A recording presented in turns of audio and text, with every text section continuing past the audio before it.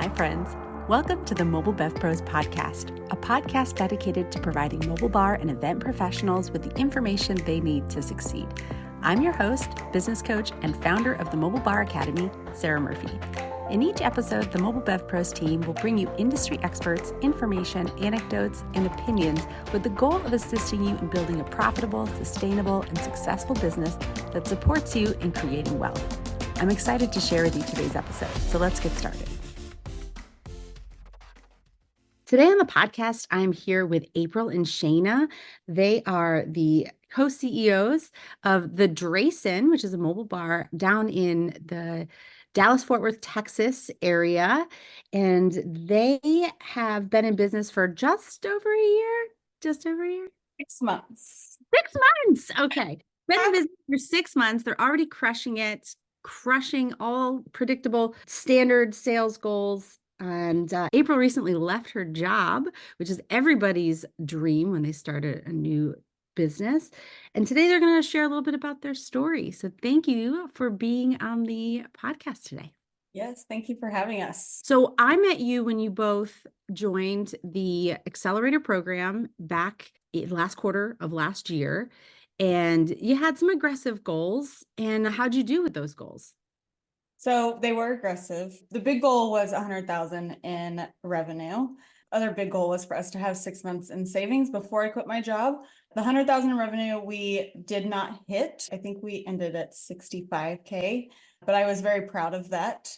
And we decided that the best move for us was for me to go ahead and quit my corporate job to focus on the business, which has done wonders for us. So definitely glad that I did. But my last day working that job was November 30th.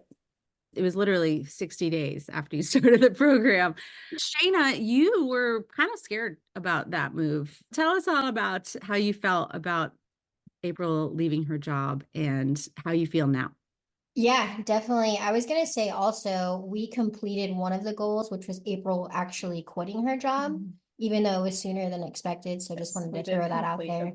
But yeah, no, I was scared just for the fact, obviously, we have a family to provide for. And we kind of talked about money management with you and some of the, first few solo calls that we had.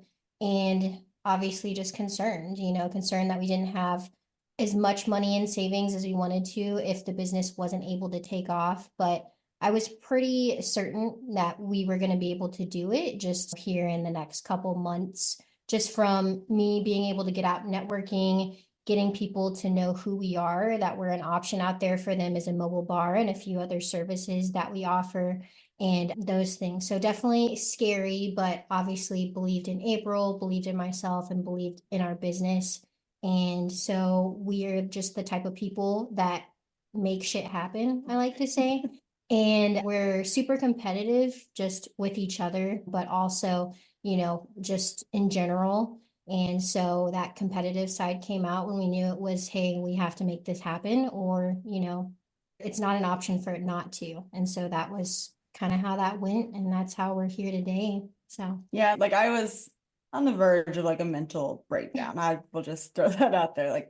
Working that corporate job and seeing Shaina out there kind of being the representation of us and our company, and also just being able to do all the fun stuff. I was not able to participate in it. I mean, I just started crying one night. I was like, I can't do this anymore. I can't do it anymore. And Shaina said, okay, quit.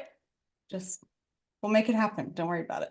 And you have made it happen. Yes, we have. We are now 22 days into January, and there was definitely a concern about leaving your job at the end of a year, because typically we see events slow down, we see revenue slow down in that first quarter, the last part of Q4 and the first part of Q1. And so now we're 22 days into Q1. How are you feeling? How are you doing? Feeling great. We have 59,000 worth of events this quarter already. Things started happening. It was funny because as soon as a week after I quit my corporate job, we had this opportunity to go on this trip to Turks and Caicos, and we were like, we're going to do it. Obviously, that's a big expense and it's terrifying after I quit my job. And then 2 days after that, we got a call for a huge corporate event that is now It's a $30,000 contract.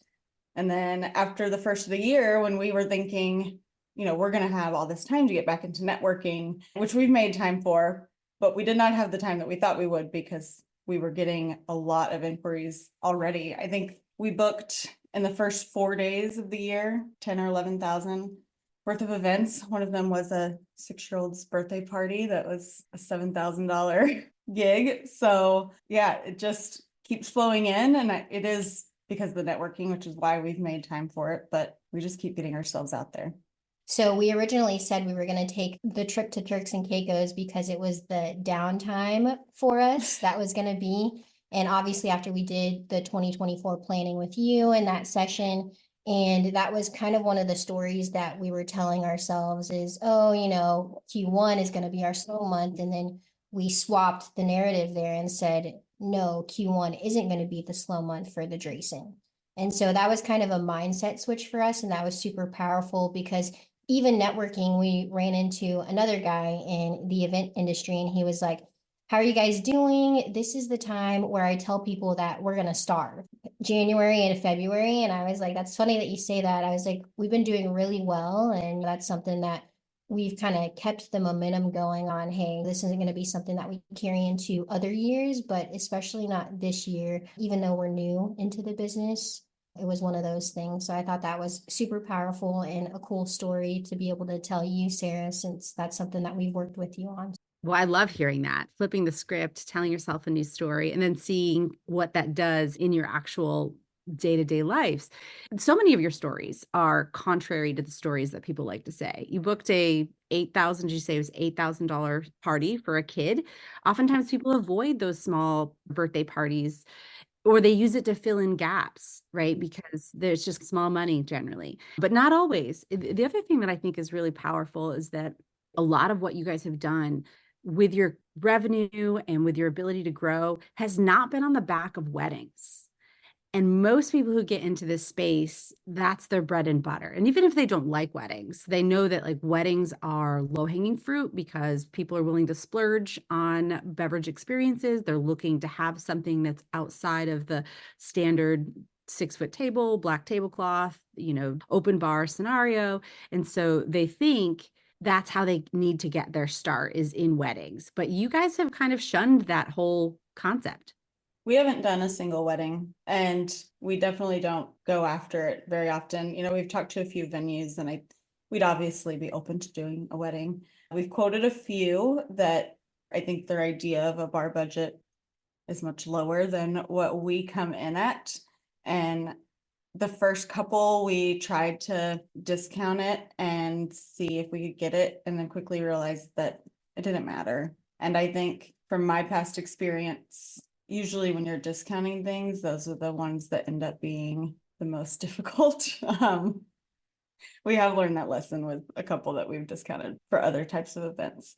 But yeah, it feels good to not have to feel like we need to be in that space to be successful. Yeah. And a few other things that I love. I mentioned earlier that you guys are in the Dallas-Fort Worth, Texas area.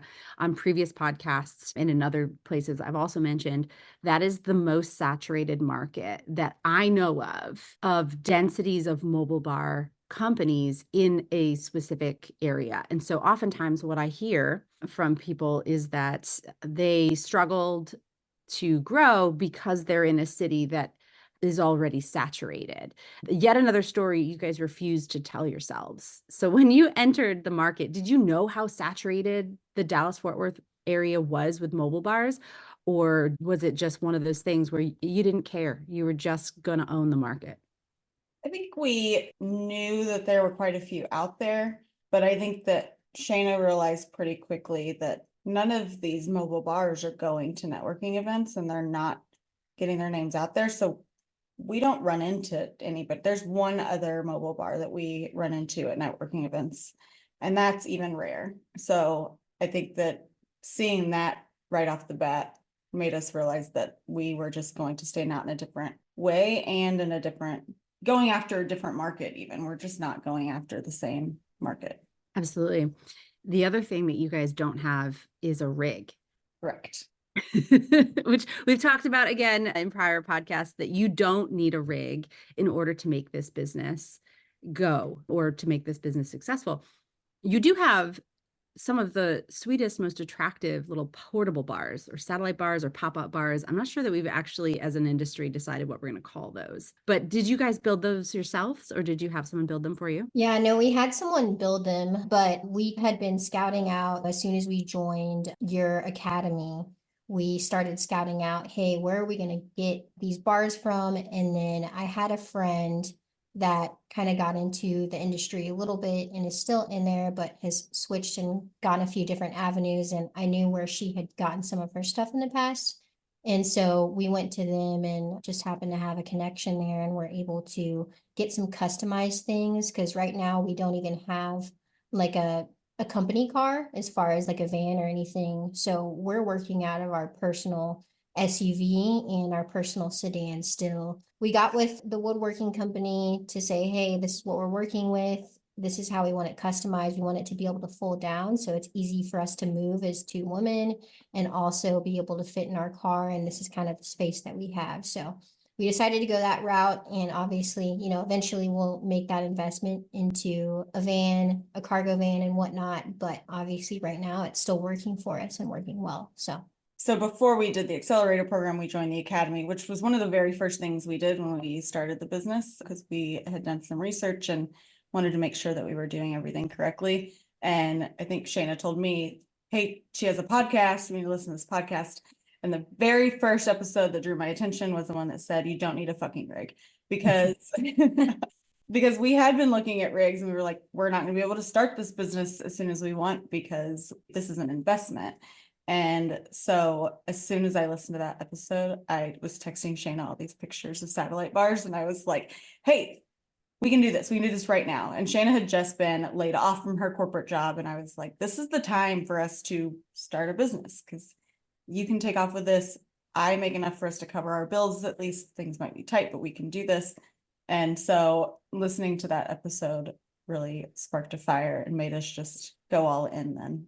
That really warms my heart, because so many people start their mobile bar by outlaying $10, $15, $20, $30,000 worth of cash.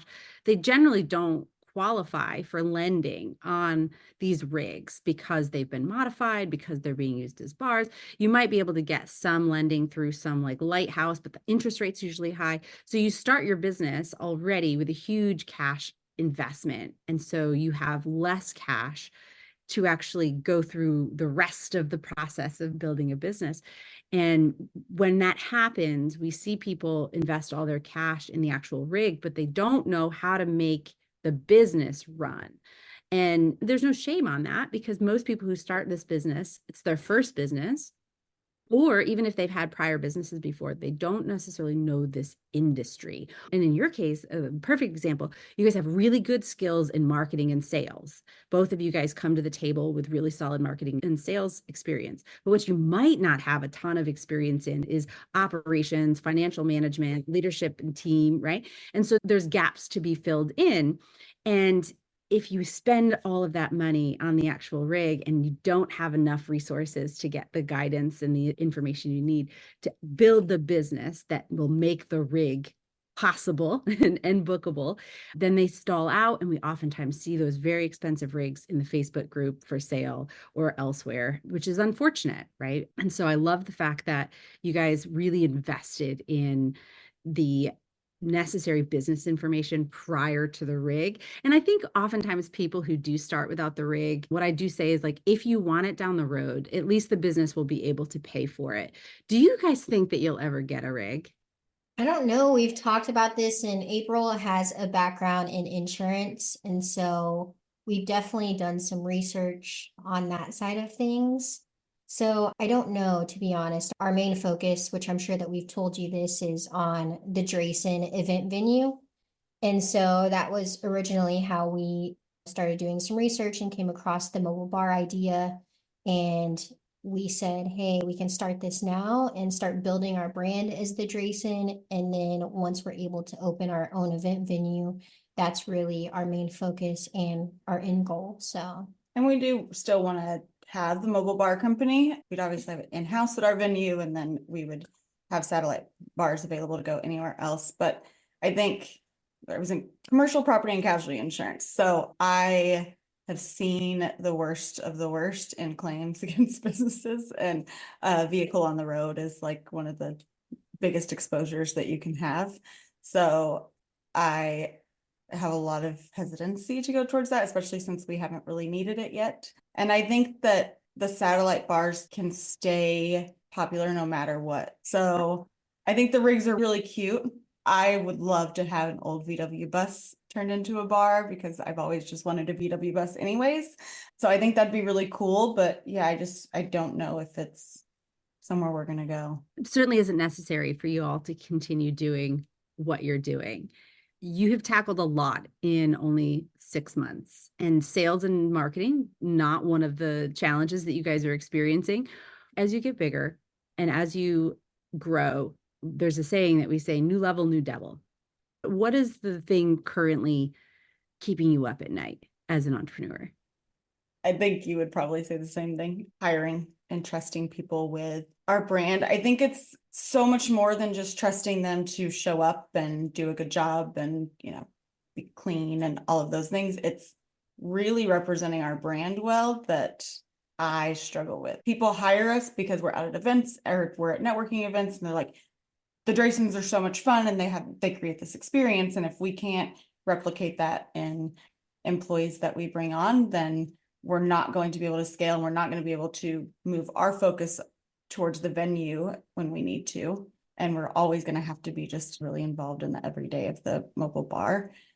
Yeah, I would say that's definitely the hardest thing is, trusting people. We've come up with some pretty good ideas as far as consistency in the processes that we want to have on the operational side. Thanks to you. Yeah, so we'll definitely have to share those with you later. But yeah, I think that's just the hardest thing. You can train someone and you can teach someone a lot of different things. Like obviously we've told you that we don't have bar experience, and we're not familiar with the industry. So that's one of the things that we went after and joined the academy and tried to get all the expertise that we can. But, after that, we can't really teach someone to have a personality or to, understand that kind of stuff and be more of like a people person on the job and kind of know what it takes. So, but we'll figure it out for sure. Absolutely have no doubts. I want to reflect back to any of the listeners if required, but also to you guys, how relatable your story is. You started from a scenario that was less than ideal. You got laid off. Same. I got laid off. And that was what started Bar Magnolia back in 2016. You've started with very little enterprise level support. So you have a small SUV, right? And so you had to build something that could fit in your very small SUV. Same. I had a 2010 Ford Escape, and it was just the smallest thing. You're like, yeah, relatable. That's what we have. It's very little. It was the family car. We just had to figure it out. It didn't haul very much either. Starting off with a little bit of cash, but not a ton of cash, right? With bigger dreams down the road, so that you decided to baby step your way there. And throughout it all, the answer has always been for you all, we'll figure it out. And the answers will then present itself. And the other thing that I think is really important that you guys get all the kudos for is that you acted. You did a thing. You didn't just think about it, but you actually showed up and you attended the networking events. You executed when you invested in programs. You never just absorbed it all and said, okay, now I know. Now we're doing the thing. And that makes all the difference in the world, is for you to see the opportunity and then do something in the direction of what you're trying to do, and not just staying in your head about it. The other thing that I think is super relatable is the anxiety that comes with every stage. April, you've already mentioned that even before you left your job, you were anxious about not being able to work the business, and also hated the fact that Shaina was out there having to do it all on her own. And now there's anxiety around, how do we build a team that's going to represent the Dreysons as you guys have represented the Dreysons? And to that, the answer there is culture. And I think that it feels a lot harder and it feels like a bigger challenge than you're going to find it actually is. You've already done events that have required staff, large amounts of staff, and they went off swimmingly, right? So we're a bit in our head about the ability for this to happen. The other thing that I love that you said is like, you have no bar experience. Also relatable. We get about 50% of the people in this industry that start a mobile bar that have never had mobile bar experience. And this particular devil, as it is, Shaina nailed it when she said trust. April, you're like, I get a little nervous about this. And it really is about trust. The other thing is recognizing that sometimes it's going to go wrong. Sometimes a person or, someone that you hire is going to say or do a thing in a way that isn't the way that you want it done. And all of that is a good process. I mean, each of you come from a corporate world wherein there was onboarding, there was training, there was feedback. And the reason all of those things happen is because those are the things that create the culture, the ability to put someone out there in the world that is a representative of that brand in a way that they feel confident that they're going to execute in the right way. Where people get it wrong, and you guys aren't going to get it wrong, is they just hire and then throw them out into the world and expect them to know. People don't know, right? Not unless they've been taught. And that requires an onboarding process. It requires a training process. It requires almost like an indoctrination of what it means to be a member of the Dreyson team. And you guys have already done such a good job of establishing a brand, identifying an archetype, showing up consistently in a very specific way. And I feel like this next level for you is going to be easy, I think, to tackle. Yeah, we're having our first event that we will not be a part of at all because we will be in Turks and Caicos. So we have 2 employees that are going to be working an event on February 1st. And it was funny because one of them was working an event with me this past Friday night, and it was a mixology class.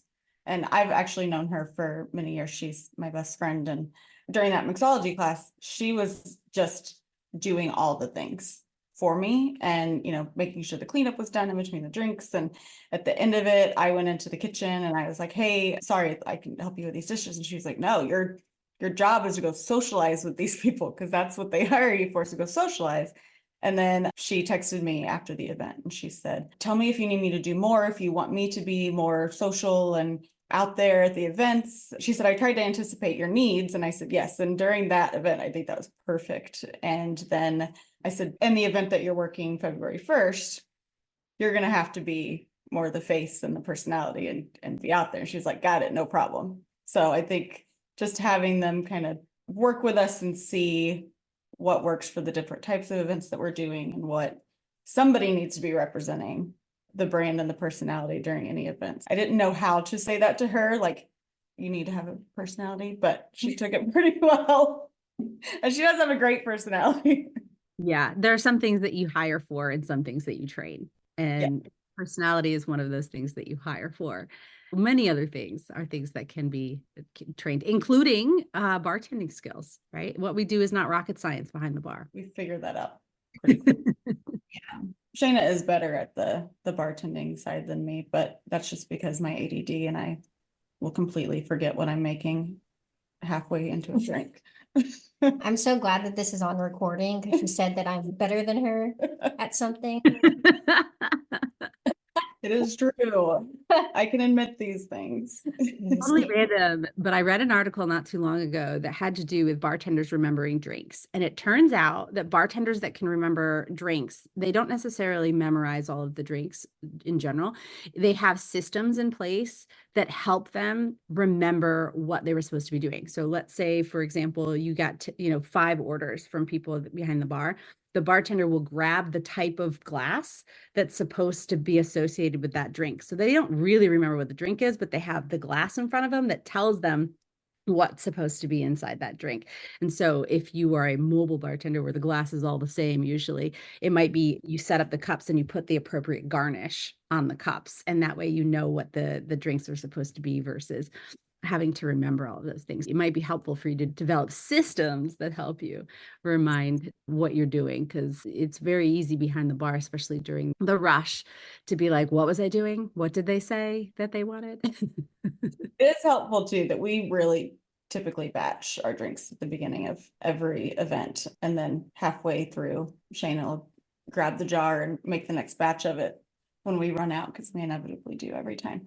But yeah, I think I'm getting better at it. I mean, I worked at Starbucks when I was younger and I had no problem. So I know if I was put in that situation where Shaina wasn't there and I was having to make all the drinks individually, I'd figure it out. Yeah. I think we also underestimate, like when we were younger and had those jobs, what else were we even worried about? You know, it was literally just what I'm doing right now. And maybe if the guy or the girl behind the counter is cute. Now it's like we got kids and dinner and we have insurance and we have liability and we have contracts and leads that need to go out. And so like it's totally acceptable that now we have more things to worry about. And, you know, we balance each other out too. It's okay too that she's better at those things because I do all the taxes and not fun stuff, but I get a lot of joy out of that because I'm weird. So yeah, I love that point in that partnerships really should complement each other and have strengths in different areas. And the times that I've seen partnerships, formal business partnerships, wherein people start a business, but they're both good at the same thing, they then have two people always working on the same thing. And it becomes a very lopsided, heavy-sided business. And so they're doing really well in one area, but struggling in a number of other areas. And so the opportunity here is that if you start a business with someone because you're both good at, let's say, marketing, or you're both good at operations, you're going to have to find or either someone's going to have to stretch outside their comfort zone, or you're going to have to find additional talent that can help you in the areas that you both lack, which is a challenge when you're first starting a business because you can't afford to pay a third party very much, right? Because you're still trying to pay for the two people that started the business. And so in your cases, the fact that you have some overlap, but you also have strengths in other areas is a very good thing for your business. yeah, I changed my title to COO instead because it makes me feel better about. Well, you still can wear the crown. Yes. Whenever Shaina shares it. Yes. I will say too, I know we say it over and over again, but really the best decision we made starting out was investing in Mobile Bev Pros. And I will tell you, we had a spreadsheet of all the things that we needed to invest in before starting. And that was the biggest one on there was the Mobile Bev Pros Academy, and I think we both have a lot of business sense, and you know, we help a lot of other local businesses in their day-to-day and branding and stuff, but there's still always more that can be added and there's more that we don't know. So it's really helped us, especially when we get in a spot where we're like, okay, we don't know what to do here. And then we are always going back to the academy to see what there is available there that we can utilize. And Shaina for the first few months was just watching all the videos and taking notes. And of course I get off work and be like, okay, what did you figure out that we need to work on now? You know, sometimes you need to read this Profit First book. Yes. Are you practicing Profit First? We are. Amazing. Ever since I came across that course and then went through the video and all that fun stuff, that's when we decided to start practicing it from that day on. You know, it was 1% then into the profit account, but anything counts, and it's 10% now. Yeah, so it's a lot more now. And then obviously we have other buckets spread out with other percentages. So it's come a long ways. But yeah, ever since then I said we need to start doing this. This is it. And it just makes it so much easier to know what you have available to spend. And now it's tax season. You have a tax bucket. It's got all the cash in there already. And so when you have to do your taxes, it's not like oh no, where is all of that money going to come from? It's already set up right there.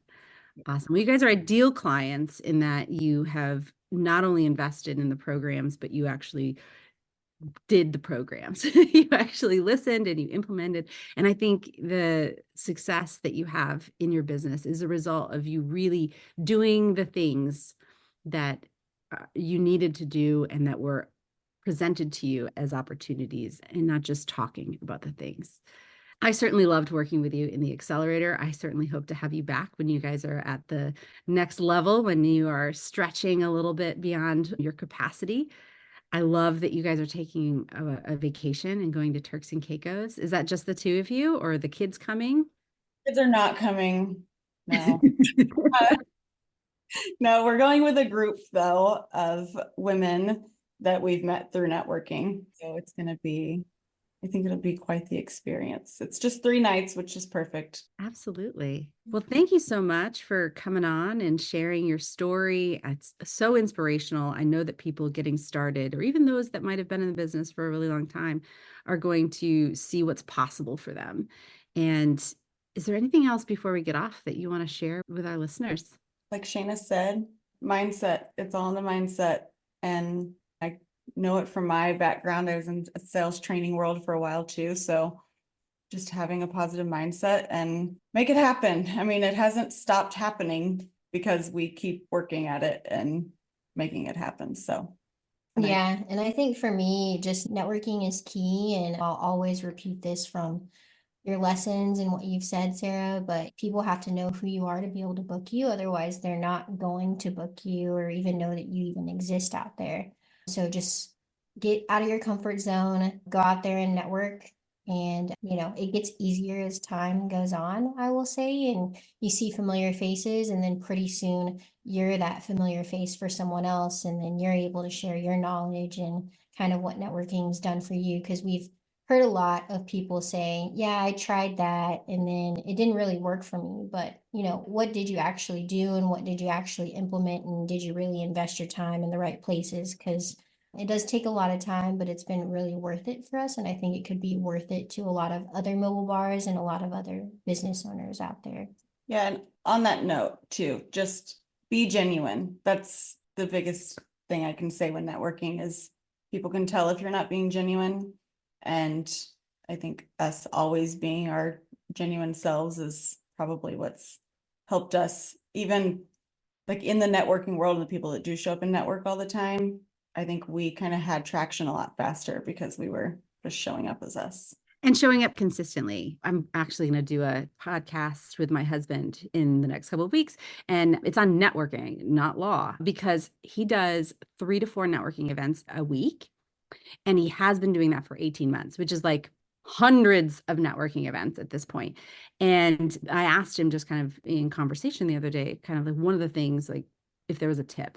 And he said, being consistent, because when I go to an event, a networking event, and I see someone every once in a while, they come like maybe once every 6 months, and it's just because they have a new thing or it's their slow season. So they're trying to like drum up visibility again.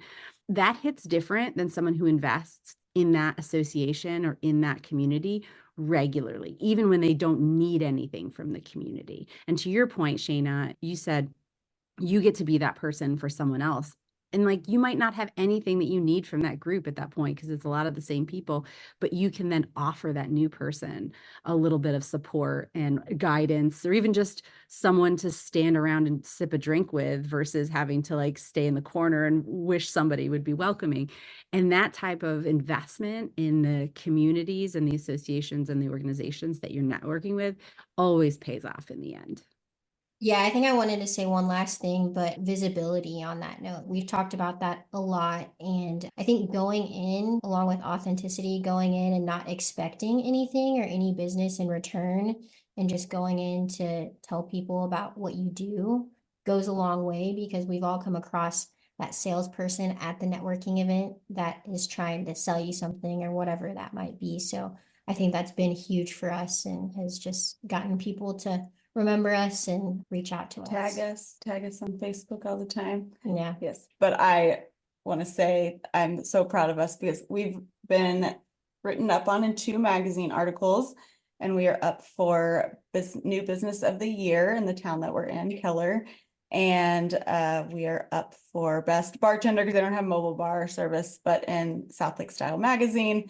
And we're really just excited about all of that coming up. You guys are crushing it. You're 6 months in, you're crushing it from every angle.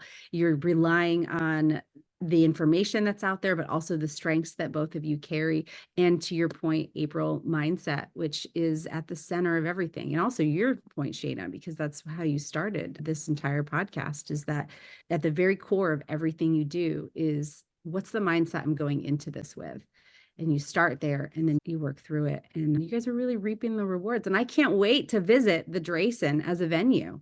Yes. Yeah, it's gonna be awesome. So Yes. just wait for it. And for you to be on our podcast. That's right. I can't wait for that either. You guys have two, right? You have two podcasts. Yeah, we've got one together and then I have one on my own. So. Absolutely. Well, you let me know when you want to hop on and then do that, and then we'll share it with the entire community so they can see that angle as well. Awesome. Well, it's always a pleasure with you ladies. Thank you so much. And don't forget to continue to share your wins with us. All right. We Awesome. will. Thanks, Sarah. And that wraps up today's episode. I hope it was valuable. I would love to hear from you what you thought.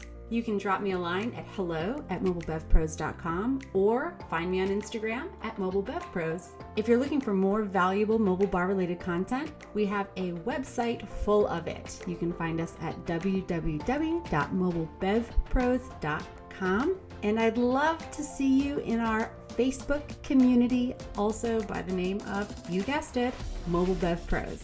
Thank you for joining me today, and until next time, cheers.